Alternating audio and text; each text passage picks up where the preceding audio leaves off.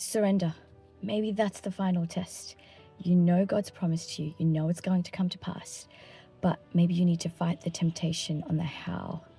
You've previously maybe, gotten so good at controlling the outcome, and you're trying to control the how, and God's like, you need to give this to me, right?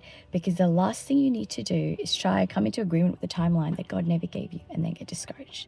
We don't have time for that right now, because you do know the breakthrough is incredibly close, but you just need to trust God with it, right? And remember that his ways are higher than your ways, his thoughts higher than your thoughts, right?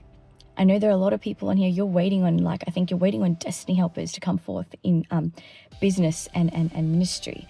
And God is going to send that help, right? Maybe he's just working on the destiny helpers right now, pulling them up out of slumber and saying, hey, come on, that's the person. That's the one that I need you to help, because there's favor in there for them as well. And I also do believe there are a lot of women and men on here who are believing for their kingdom spouse, right? And the time is so close. The time's at hand. So just trust God to whisper into their hearts. Let God be God. Let you be you. Don't try to play God in this season. And maybe that's it. Maybe God's just waiting and observing how you're responding right now in this season. Maybe that's the only thing that's holding it up, right? So just thank God. Thank God that he's working on the process behind the scenes, even when you can't see it. And just relinquish control and trust him to bring it to pass.